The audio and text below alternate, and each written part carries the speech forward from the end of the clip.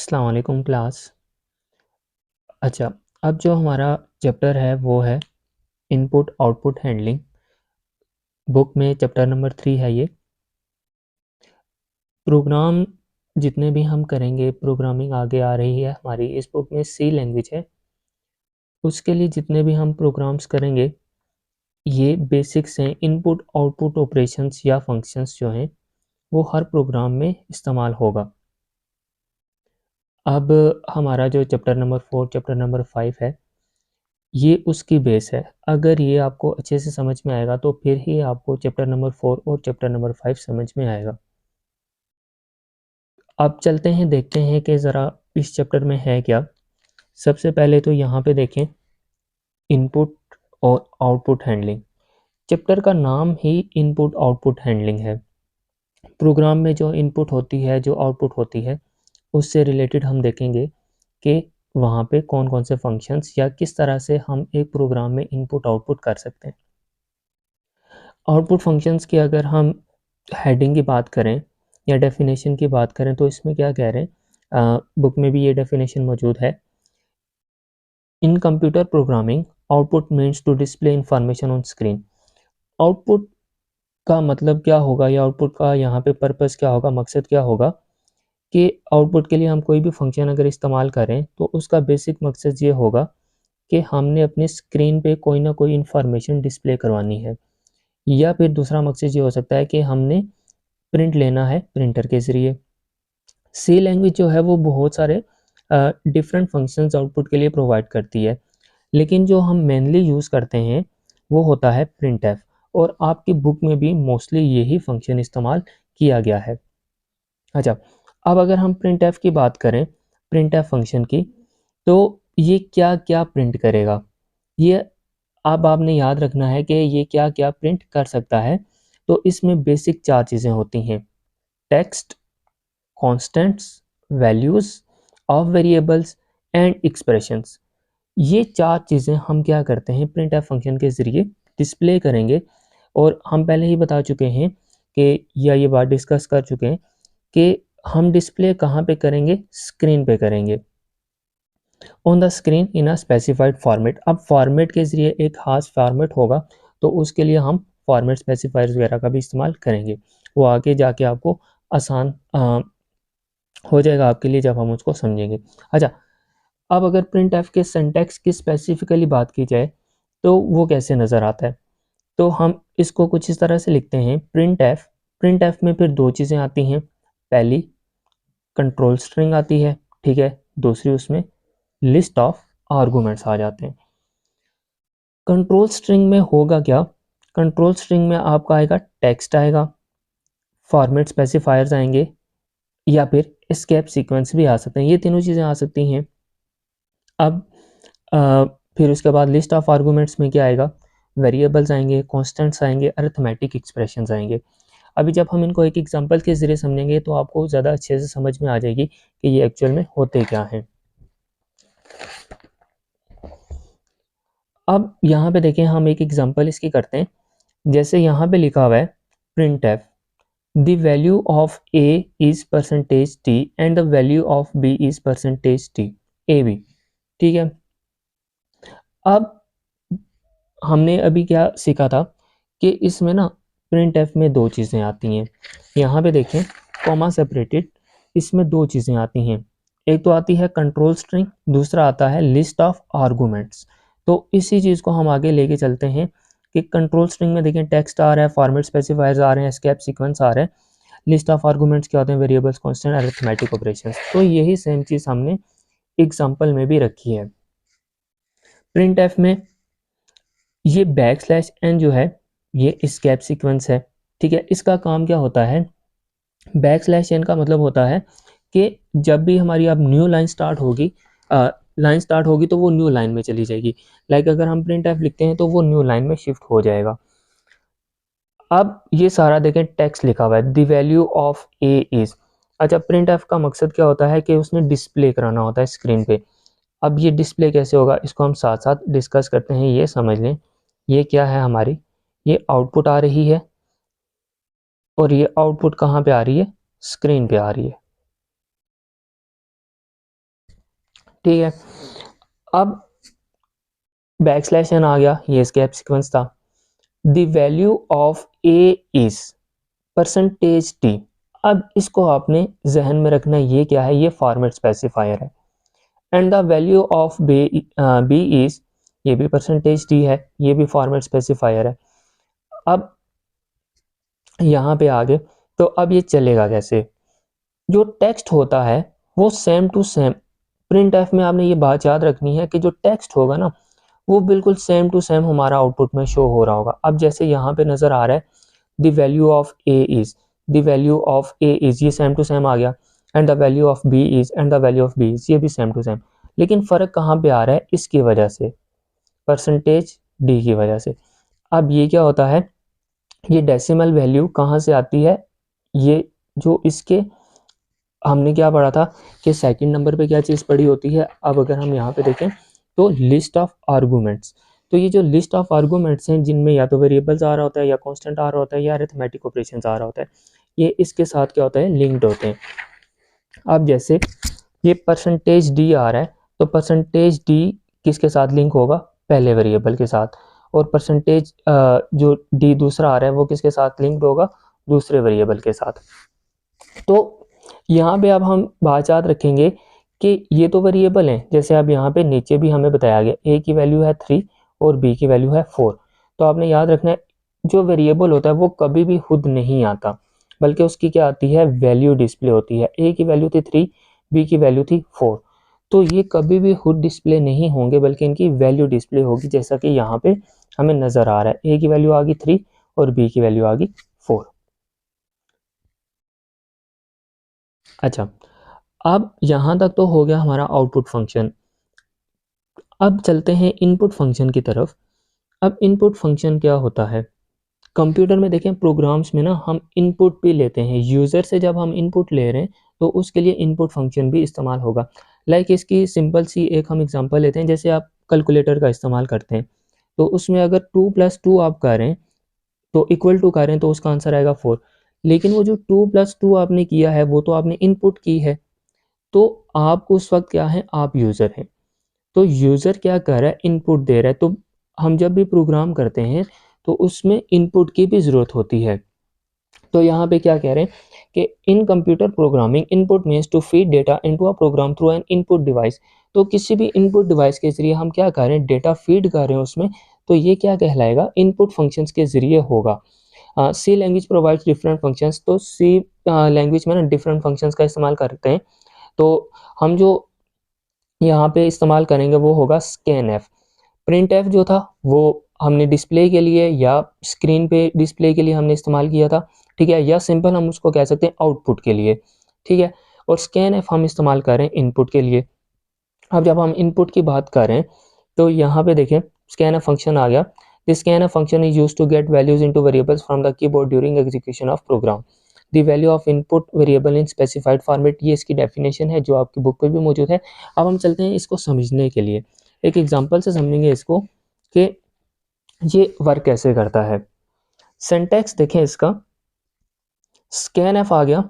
Scan F में आएगा सबसे पहले फॉर्मेट स्पेसिफायर्स, लेकिन वो किस में होंगे, डबल कोट्स के अंदर होंगे, ठीक है। फिर कॉमा सेपरेटेड, इसमें क्या आएंगे, लिस्ट ऑफ वेरिएबल्स आ जाएगी।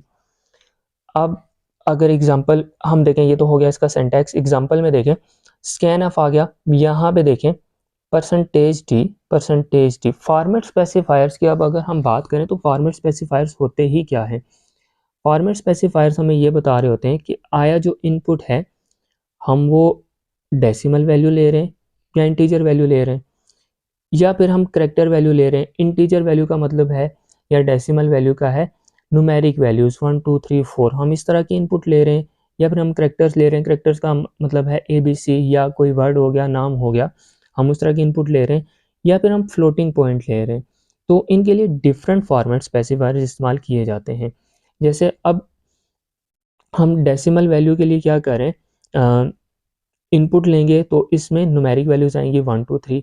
अगर हम परसेंटेज एफ इस्तेमाल करें तो वो फ्लोटिंग पॉइंट के लिए होता है, जिसमें फ्लोटिंग पॉइंट आता है, जैसे 15.2 12.5 समथिंग इस तरह, जिसमें पॉइंट्स वगैरह आते हैं। और करेक्टर वैल्यूज़ के लिए ABC। तो अब जो परसेंटेज डी होगा ये किसके लिए इस्तेमाल होगा, पहला जो वेरिएबल आ रहा है उसमें जो इनपुट आ रही होगी उसके लिए। यहाँ पे जितने भी फॉर्मेट स्पेसिफायर्स होंगे वो इनके साथ वन बाय वन क्या होंगे, लिंक्ड होंगे। अब सेम इसी तरह ये जो होगा परसेंटेज डी, ये सेकंड वाले वेरिएबल के लिए। तो ये इसका एक सिंटैक्स भी है कि हम उसको कैसे लिखते हैं, कोमा, डबल कोमा के अंदर, फिर कोमा सेपरेटेड, और यहाँ पे देखें जो भी वेरिएबल आएगा उसके साथ हमने एंड का सिंबल लिखना है। जो भी वेरिएबल आएगा उसके साथ एंड का सिंबल, ये इसका सिंटैक्स भी हम इसको कह सकते हैं। अब हम इसको क्या करते हैं, एक प्रोग्राम के ज़रिए समझते हैं ताकि जो इनपुट आउटपुट दोनों फंक्शन है ये हमें ज़्यादा क्लियर हो जाए। चलें, अब यहाँ पे हम एक प्रोग्राम कर रहे हैं, the program reads two numbers and prints their sum. अब इस प्रोग्राम में होगा क्या, द प्रोग्राम रीड्स, अब रीड्स का मतलब होता है इनपुट लेना, कि ये जो प्रोग्राम हम बनाने लगे इसमें दो नंबर हम इनपुट लेंगे और वो प्रोग्राम क्या करेगा, हमने इनपुट ले ली, वो प्रोग्राम उनका हमें सम करके देगा। फॉर एग्जांपल अगर हम दो नंबर्स ले रहे हैं 5+5 या 5+2 या समथिंग कोई भी नंबर्स हैं, तो अगर हम वो इनपुट ले रहे हैं तो उनका समेशन हमें वो करके ऑटोमेटिकली देगा। फॉर एग्जांपल अगर हम 10+15 ले रहे हैं इनपुट, दो नंबर्स है ना, एक नंबर 10 हो गया, दूसरा नंबर 15 हो गया, तो हमें जो प्रोग्राम आउटपुट के तौर पे देगा वो हमें देगा 25 आंसर। तो अब हम देखते हैं हम इसको क्या करते हैं। सबसे पहले तो हमारे पास आ गए प्री प्रोसेसर डायरेक्टिव्स। अच्छा, प्रोग्राम में ना हमेशा तीन हिस्से होते हैं। एक होता है प्री प्रोसेसर डायरेक्टिव्स, जिनमें क्या आते हैं, हमारी हेडर फाइल्स आती हैं, जैसे studio.h आ गया, conio.h आ गया, ठीक है, या फिर math.h आ गया, लाइब्रेरीज आ गई सारी। तो ये सारी कहाँ पे आती हैं, प्री प्रोसेसर डायरेक्टिव्स में आती हैं। फिर दूसरा क्या होता है, मेन फंक्शन होता है जहाँ से हमारा प्रोग्राम स्टार्ट होता है, और तीसरा मेन की बॉडी होती है। ये तीन चीज़ें होती हैं।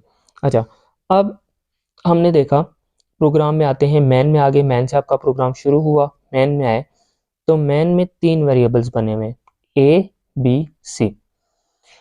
पहली लाइन एग्जीक्यूट होगी। अच्छा, आपने याद रखना है आपका जो प्रोग्राम होगा वो हमेशा लाइन बाय लाइन एग्जीक्यूट होता है, तो हमने भी ऐसे ही करना है। हमारी स्ट्रेटजी यही रहनी चाहिए कि हम इसको लाइन बाय लाइन एग्जीक्यूट करें। Int A B C, integer values आ गई, ये हमारे पास क्या है, डेटा टाइप है। इंटीजर वैल्यू आ गई ए बी सी, तीन वेरिएबल्स बना लिए हमने ए बी सी के नाम से। अच्छा, प्रिंट एफ, अब जो ही प्रिंट एफ आया ना तो हमारे जहन में फ़ौरन आना चाहिए प्रिंट एफ क्या करता है, हमें कंसोल पे लेके जाता है। हम कंसोल पे चले जाएंगे, मैं यहीं पे एक कंसोल बना लेता हूँ, ठीक है।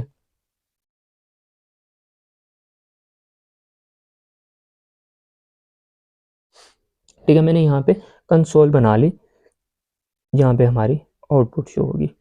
तो आपने हमेशा याद रखना है कि स्क्रीन पे ना सिर्फ दो ही फंक्शंस जाएंगे, प्रिंट एफ और स्कैन एफ, ये दोनों स्क्रीन पे जाएंगे। इसके अलावा कोई भी फंक्शन जो है वो स्क्रीन पे नहीं जाएगा, या कोई भी लाइन जो है जो हम एग्जीक्यूट कर रहे हैं उसका स्क्रीन से कोई लेना देना नहीं होगा। प्रिंट एफ में आए तो प्रिंट एफ में क्या लिखा हुआ है, इंटर द फर्स्ट नंबर।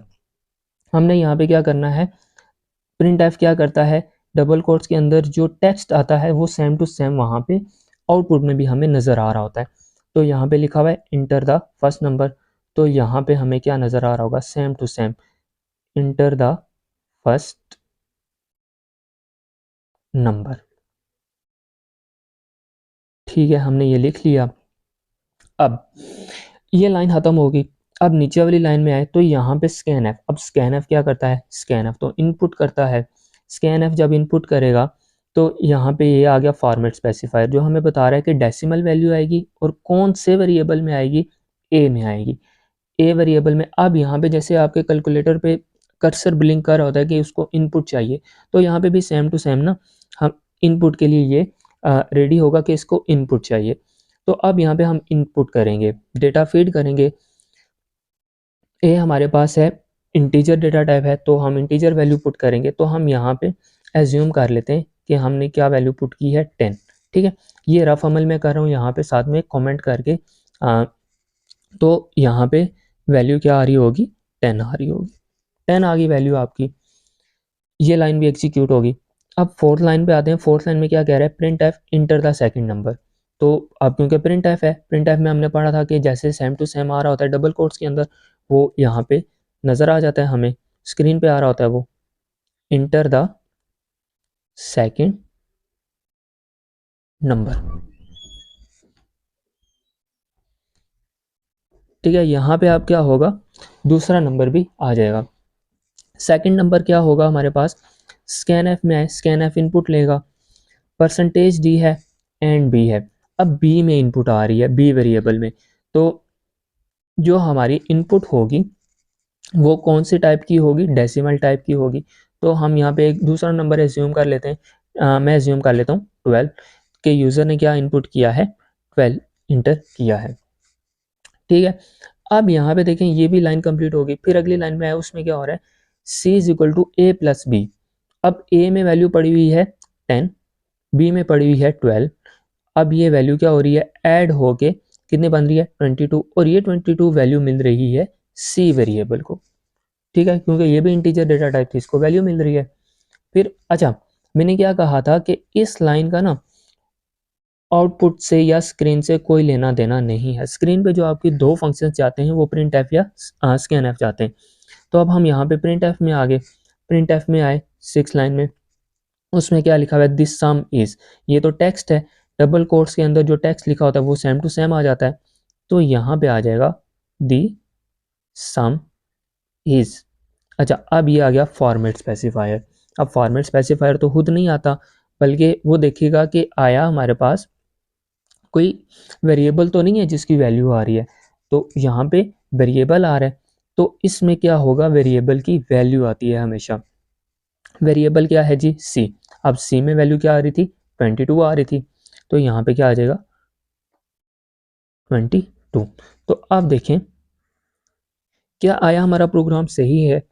अब जब हमने इसको इंटर किया था, फर्स्ट नंबर 10, दूसरा नंबर किया था 12, तो हमने यहाँ पे लॉजिक लगाई थी कि हमने क्योंकि सम करना है, a प्लस बी कर दो, तो वो किसको मिल जाएगा, सी को, और सी को क्या करा दो, डिस्प्ले करा दो। यही हमारे प्रोग्राम की रिक्वायरमेंट थी कि आपने दो नंबर्स लेने, उनको ऐड कराना है, जब वो ऐड हो जाए तो वो जस्ट डिस्प्ले कराने हैं। तो हमने दो नंबर लिए, एक और दो, फर्स्ट नंबर सेकेंड नंबर, उनको डिस्प्ले करा दिया। तो ये था हमारा प्रोग्राम। उम्मीद है आपको समझ आ गई होगी। अल्लाह हाफिज़।